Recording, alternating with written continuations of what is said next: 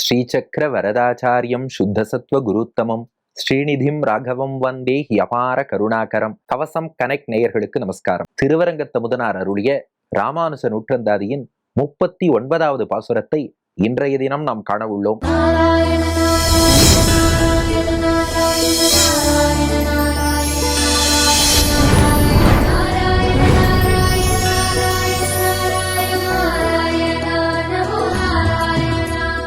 இந்த பாசுரத்திலே ராமானுஜர் நமக்கு செய்த அனுகிரகத்தினுடைய பெருமை என்னங்கிறத சொல்றார். நேற்று வரை நாம் எப்படி வாழ்ந்தோம், இன்று ராமானுஜர் நம் வாழ்விலே எப்படிப்பட்ட மாற்றத்தை ஏற்படுத்தி கொடுத்தார் என்பதை தம் வாழ்வை உதாரணமாக சொல்லி திருவரங்கத்தமுதனார் பாடுகிறார். ராமானுஜர் தந்த மாற்றம், அதுதான் 39வது பாசுரம். பாசுரத்தை முதலில் செவிப்போம். பொருளும் புதல்வரும் பூமியும் பூங்குழலாரும் என்றே மருள் கொண்டு இழைக்கும் நமக்கு நெஞ்சே மற்றுளார் தரமோ இருள் கொண்ட வெந்துயர் மாற்றி தன் ஈரில் பெரும்புகழே தெருளும் தெருள் தந்து இராமானுசன் செய்யும் சேமங்களே. பொருளும் புதல்வரும் பூமியும் பூங்குழலாரும் என்றே மருள் கொண்டு இழைக்கும் நமக்கு நெஞ்சே மற்றுளார் தரமோ இருள் கொண்ட வெந்துயர் மாற்றி தன் ஈரில் பெரும்புகழே தெருளும் தெருள் தந்து இராமானுசன் செய்யும் சேமங்களே. அதாவது இதுவரை நாம எப்படி வாழ்ந்து கொண்டிருந்தோம் என்றால், திருவரங்கத்தமுதனார் சொல்கிறார், நமக்கு வாழ்க்கையில 4 லட்சியம்னு வச்சிருக்கோமா. எது? தர்ம அர்த்த காம மோட்சம், அறம் பொருள் இன்பம் வீடானா அந்த 4 இல்லையா. பொருளும் புதல்வரும் பூமியும் பூங்குழலாரும், இதுதான் 4ஆம். அது என்னன்னா எல்லாமே பாலியே வருது பாருங்க. பொருளும் புதல்வரும் பூமியும் பூங்குழலாரும், இந்த 4 தான் வாழ்க்கையில் லட்சியம்னு மனுஷன் வாழ்ந்துட்டு இருக்கானோ. பொருள்னா செல்வம். வாழ்க்கை எதுக்குப்பா வாழறோம்? நிறைய பணம் சம்பாதிக்கணும். அத பணம் சம்பாதிப்பது தான் லட்சியம் என்று கருதி வாழ்ந்து கொண்டிருக்கிறோம். அடுத்து சம்பாதிச்சு என்ன பண்ண போறோம்னா, புதல்வரும், என்னுடைய பிள்ளைக்கு, அடுத்த வாரிசுக்கு, குடும்பத்துக்கு நான் சேர்த்து வைக்க போறேன். அதுக்காக குடும்பத்தை பார்த்துக்க கூடாதுன்னு அர்த்தம் இல்லை, அதை நம்ம மாத்தி புரிஞ்சுக்க கூடாது. ஆனா வாழ்க்கையின் லட்சியமே அவ்வளவுதான். என் குடும்பம் வாழ்ந்தா போதும் அப்படின்னு நினைச்சு வாழறா இல்லையா, அதைத்தான் இங்கே குறிப்பிடுகிறார். அப்போ புதல்வரும், என்னுடைய சந்ததி வாரிசு, அவனுக்காக நான் சொத்து சேர்த்து வைக்கிறேன் அப்படின்னு புதல்வரும். அடுத்து பூமியும், நிறைய செல்வம் சேர்ந்ததுன்னா அதை இன்வெஸ்ட் பண்ணணும், அதுக்காக நிலம் வாங்குகிறேன், பூமி நிலம் வாங்குகிறேன், வீடு கட்டுகிறேன், இப்படி அதற்கான இன்வெஸ்ட்மெண்ட், இந்த செல்வத்தை எப்படி வளர்ப்பது, அதுல போறான். அதுக்கு மேல பூங்குழலாரும், பூச்சூடிய கூந்தல், குழல்னா கூந்தல், பூங்குழலார்னா பூச்சூடிய வாசனை மிக்க கூந்தலுடைய பெண்கள், பெண்கள்கிட்ட ஈடுபடுறான். உடனே என்ன புரிஞ்சுப்பாங்க பாருங்க, பெண்களையும் இப்படி தாழ்த்தி சொல்லிட்டாங்க, பெண் என்பவள் என்ன பொருளான்னு. இது அப்படி அர்த்தம் இல்லை. அதாவது சிற்றின்பத்துல ஈடுபடுவான்னு அர்த்தம். திருவரங்கத்தமுதனார் ஆண் என்பதாலே பெண்ணை சொல்றார். பாட்டை படிக்கிறவா பெண்களா இருந்தா அப்படியே கவுண்டர் பார்ட் ஆணுன்னு எடுத்துக்கணும். அப்ப ஆணுக்கு பெண் இடத்திலும் பெண்ணுக்கு ஆண் இடத்திலும் வரக்கூடிய சிற்றின்ப ஆசைன்னு அர்த்தமே ஒழிய உடனே இது ஆண் வசதியா பெண் வசதியா அந்த மாதிரி டிபேட்டுக்கெல்லாம் இங்க ரூமே கிடையாது. அதனால சிற்றின்பத்தை நோக்கி அவன் போறான். அப்போ பொருளும், வாழ்க்கையின் லட்சியம் என்னன்னா பணம் சம்பாதிக்கணும், புதல்வரும், அதை குடும்பத்துக்காக சேர்த்து வச்சு குடும்பத்தை நல்லா பார்த்துக்கணும், பூமியும் நிறைய இன்வெஸ்ட் பண்ணி பூமி நிலம் வீடு எல்லாம் வாங்கணும், பூங்குழலாரும் உலகியல் சிற்றின்பங்களை அனுபவிக்கணும். என்றே, என்று இல்லை என்றேன்னுட்டார். என்றேன்னா இது மட்டும்தான் வாழ்க்கை, இதுக்கு மேல, அதாவது இதுல எல்லாமே அளவோடு தர்மத்துக்கு உட்பட்டு இருப்பதுல தப்பே கிடையாது. தர்மத்துக்கு உட்பட்டு பணம் சம்பாதிக்கலாம், தர்மத்துக்கு உட்பட்டு குழந்தைகளுக்கு அடுத்தடுத்து செய்ய வேண்டிய நல்லதையும் செய்யத்தான் போறோம், தர்மத்துக்கு உட்பட்டு கணவன் மனைவி உலகியல் வாழ்க்கை அதுவும் வாழத்தான் போறா. அப்போ தர்மத்துக்கு உட்பட்டு ஒரு வீடு வேணும், நம்ம பெருமாள் சன்னதியோடு ஒரு வீடு கட்டி பெருமாளுக்கு திருவாராதனை பண்றோம்னா அதெல்லாம் தப்பே இல்லை. ஆனால் பொருளும் புதல்வரும் பூமியும் பூங்குழலாரும் என்றே, இது மட்டும்தான் வாழ்க்கை, இவ்வளவுதான், இதுக்கு மேல இறைவனை பத்தி நான் ஏன் சிந்திக்கணும் அப்படின்னு சொல்லி மருள் கொண்டு இழைக்கும் நமக்கு நெஞ்சே. மருள்னா ஒரு மயக்கம்னு அர்த்தம். அதாவது இது எல்லாமே ஒரு அளவுக்கு அதிகமாக போச்சுன்னா நம்மளை இன்னும் கஷ்டத்துலதான் தள்ளுங்கிறத புரிஞ்சுக்காமலே மருள் கொண்டு மயங்கி போயிருக்கிறான் மனிதன். பகவான்கிட்ட நாம ஈடுபட நமக்கு இன்னும் ஆனந்தம் வளர்பிறையாக வளர்ந்து கொண்டே போகும். ஆனா உலகியல் விஷயங்கள் இருக்கே, அதுல நாம வர வர பார்த்தேன்னா அது இன்பம் போல அப்படியே இழுக்கும்.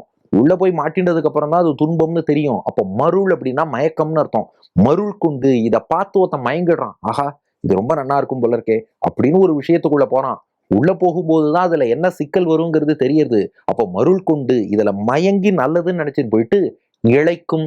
இழைக்கும்னா கஷ்டப்படும்னு அர்த்தம். ஒன்னொன்னையும் என்ன பண்றான், நான் பணம் சம்பாதிச்சா நல்லதுன்னு நினைச்சுன்னு சம்பாதிக்கிறான்.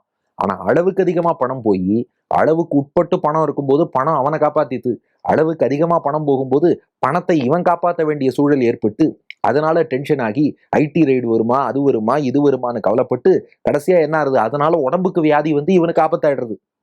இது போல உலகத்துல உள்ள எல்லாமே மருள் கொண்டு இழைக்கும். மயங்கி போய் நல்லது நல்லதுன்னு நினைச்சு பண்ணி கடைசியில கஷ்டப்பட்டுடுறோம். நமக்கு இப்படிப்பட்ட நமக்கு நெஞ்சே, தம் நெஞ்சை பார்த்து கேட்கிறார் திருவரங்க தமுதனார். நெஞ்சே, மற்றுளார் தரமோ. மற்றுளார்னா ராமானுஜரை தவிர்த்த மற்றவர்கள் நமக்கு செய்யக்கூடிய உதவிங்கிறது தரமோன்னர். தரம்னா சரிசமமாகுமோ. எதுக்கு? நமக்கு ராமானுஜர் ஒரு அனுகிரகம் பண்றாரே, ராமானுஜர் ஒரு உதவி பண்ணுகிறாரே, அந்த உதவிக்கு மற்றுளார் மற்றையோர்கள்லாம் செய்யும் உதவிங்கிறது தரமோ, நிகராகுமா? ஏன்னா ராமானுஜர் எவ்வளவு பெரிய உதவி செஞ்சுட்டார்னா, இருள் கொண்ட வெந்துயர் மாற்றி. இருள்னா இங்க அறியாமை இருள்னு அர்த்தம், உள்ளிருள். அந்த இருள் கொண்ட அந்த அறியாமை இருளாலே ஏற்பட்ட வெந்துயர், துயர்னா கஷ்டம்னு அர்த்தம். வெந்துயர்னா வெப்பம் மிக்க கஷ்டம், ரொம்ப கடுமையான கஷ்டங்கள், குரூரமான கஷ்டங்கள்னு அர்த்தம். இருள் கொண்ட வெந்துயர். ராமானுஜர் என்ன பண்ணிட்டார்னா, அந்த அறியாமைங்கிற இருளையும் சரி, வெந்துயர்னு இந்த உலகத்திலே நாம் படக்கூடிய கொடூரமான கஷ்டங்களையும் சரி மாற்றி, மாற்றினா போக்கடித்துன்னு அர்த்தம். அந்த கஷ்டங்களை போக்கிடுறாராம் ராமானுஜர். எப்படி போக்குவார்னா, முதல் விஷயம் அந்த இருள், அறியாமைங்கிற இருளை போக்கி ஞான ஒளியை கொடுத்துடுறார். அந்த ஞான ஒளி வந்துட்டாலே உலகியல் விஷயங்களுக்கு நாம் அதுக்கப்புறம் ரொம்ப மயங்க மாட்டோம். இப்ப என்ன ஆறுது, செல்வம் வந்ததுன்னா சந்தோஷப்படுறோம், செல்வம் போயிடுத்துன்னா வருத்தப்படுறோம். ஆனா ராமானுஜர் உண்மையாக ஆத்மாவின் தன்மை என்ன, நமக்கு யார் மிகச்சிறந்த செல்வம்? பகவான் திருவடி தான் செல்வம். அந்த பகவான் திருவடியை விட சிறந்த செல்வம் உண்டா? ஏன் ராமானுஜருடைய தனியன் யோ நித்யம் அச்சுத பதாம்புஜ யுக்ம ருக்ம வியாமோகதஸ்ததிதராணி திருநாயமேனே. பெருமாளுடைய திருவடிகளாகிய 2 தங்க கட்டிகளை கட்டியமா பிடிச்சுட்டார் ராமானுஜர். அதனால மற்ற செல்வம் எல்லாம் செல்வமே இல்லை என்று துச்சமாக, புல்லுக்கு சமமாக கருதினார் என்று ராமானுஜரை பற்றியே நாம் பார்க்கிறோமே.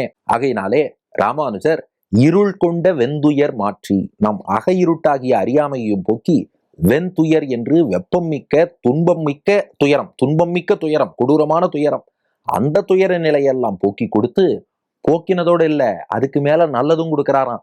என்ன நல்லதுன்னா, தன் ஈரில் பெரும் புகழே தெருளும் தெருள் தந்து. ராமானுஜர் அவருடைய ஈரில் முடிவில்லாத பெரும் புகழே, பெரும்னா உயர்ந்த, இந்த இடத்துல புகழ்னா அவருடைய கல்யாண குணங்கள், மங்கள குணங்கள்னு அர்த்தம்.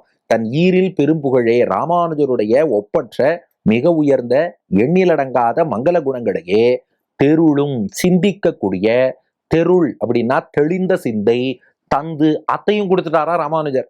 அப்ப பாருங்க, மனசை எப்போதுமே எம்டியா வச்சிருந்தோம்னு வச்சுக்கோங்களேன், ஏதாவது தீய விஷயங்கள், ஏதாவது கவலை, நெகட்டிவிட்டி, ஸ்ட்ரெஸ் வந்து உட்காரும்.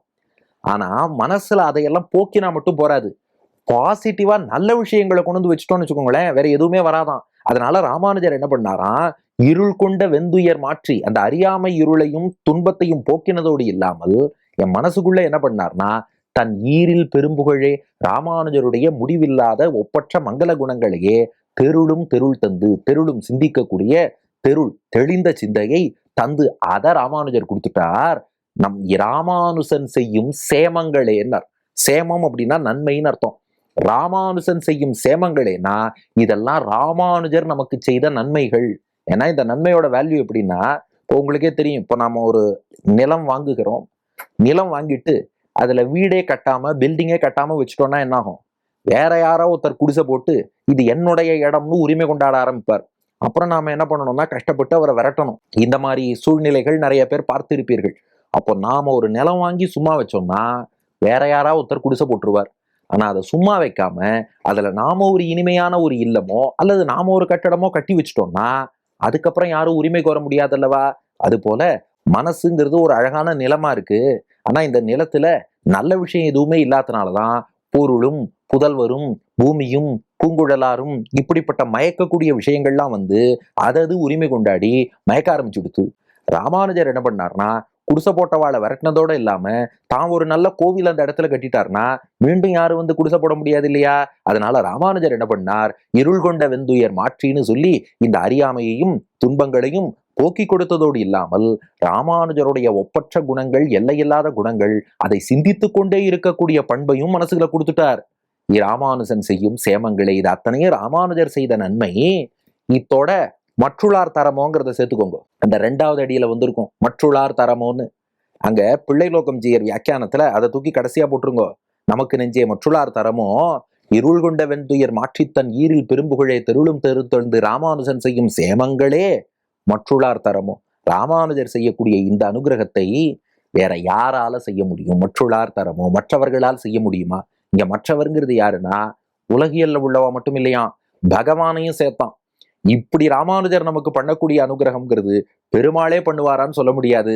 அதை விட அதிகமாக ராமானுஜர் பண்ணுகிறார். இதை அப்படியே மணவாள மாமுனிகளும் ஆர்த்தி பிரபந்தத்துல தென்னரங்கர் தமக்காமோ, தேவியர்கட்காமோ, சேனையர்கோன் முதலான சூரியர்கட்காமோ, மன்னிய சீர் அருள்மாரி மாறன் தமக்காமோ, மற்றுமுள்ள தேசிகர்கள் தங்களுக்குமாமோ, என்னுடைய பிழை பொறுக்க யாவருக்கு முடியும், எதிராசா உனக்கன்றி யான் ஒருவருக்காகேன் என்று தெரிவிக்கிறார். எனக்கே அனுகிரகம் பண்ணணும்னா இது பெருமாள் தாயாரால கூட பண்ண முடியாது, உன்னால் தான் முடியும் என்று ராமானுஜரிடம் பிரார்த்திக்கிறார் மணவாள மாமுனிகள். மற்றுள்ளார் தரமோ, வேற யாரால செய்ய முடியும்? அப்ப இந்த பாட்டினுடைய மொத்த கருத்து என்னன்னா, இதுவரை நாம வாழும்போது உலகியல் செல்வம் அல்லது நாம சிற்றின்பங்களை அனுபவிப்பது அல்லது குடும்பத்துக்காக சொத்து சேர்ப்பது அல்லது நிலம் வீடு வாங்குவது, இதெல்லாம் தப்புன்னு அர்த்தம் இல்லை. இது மட்டுமே வாழ்க்கையின் லட்சியம், இதுக்கு மேல வேற ஒண்ணுமே இல்லை அப்படிங்கிற எண்ணத்திலே வாழ்ந்து வந்தோம். ஆனா ராமானுஜர் என்ன பண்ணார்னா, இதெல்லாம் நம்ம கஷ்டத்துல தான் சேர்க்கும். அதனால நமக்கு ஒரு தெளிவை கொடுத்து அறியாமை இருளை போக்கி அதனால் விளைந்த துன்பங்களையும் போக்கி கொடுத்து அதற்கு மேல எப்போதும் ராமானுஜருடைய குணங்களையே சிந்தித்து கொண்டு இருக்கக்கூடிய பண்பு, பக்தி அத்தையும் ராமானுஜர் கொடுத்துட்டார்.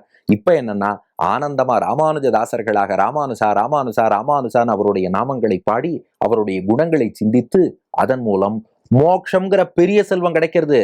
இப்ப அப்படியே ரிப்பீட் போட்டு பாருங்க, பொருளும் செல்வம். ஆமா, ராமானுஜர் திருவடிங்கிற செல்வம், பெருமாள் திருவடிங்கிற செல்வம். புதல்வர்னா குடும்ப உறுப்பினர்கள், அடியார்களோடு சேர்ந்து மிகச்சிறந்த குடும்பம் சத்சங்கம் நமக்கு கிடைச்சு கொடுத்து நம்ம குடும்பமும் சேர்ந்து பக்தியில ஈடுபடுறா, அதுவே ஒரு சத்சங்க குடும்பமா ஆயிடுறது. அதுக்கப்புறம் பூமியும் நல்ல இடம் கிடைக்கிறது. ஆமா, வைகுண்டம்ங்கிற பூமியே நமக்கு கிடைக்க போறது.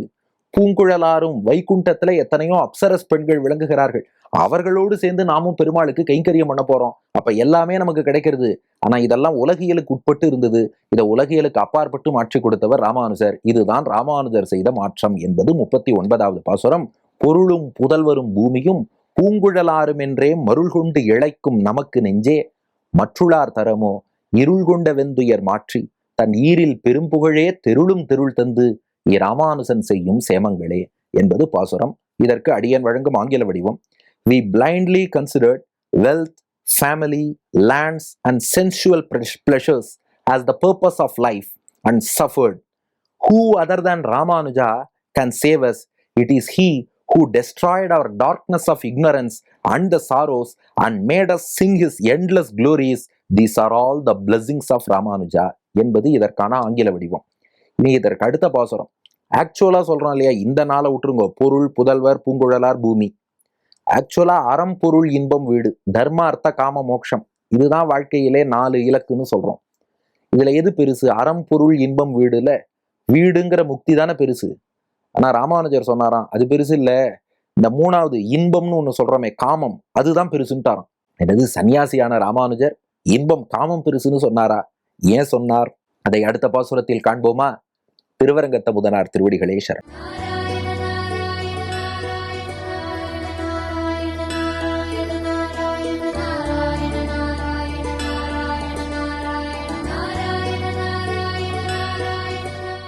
பொருளும் புதல்வரும் பூமியும் பூங்குழலாரும் என்றே மருள் கொண்டு இழைக்கும் நமக்கு நெஞ்சே மற்றுளார் தரமோ.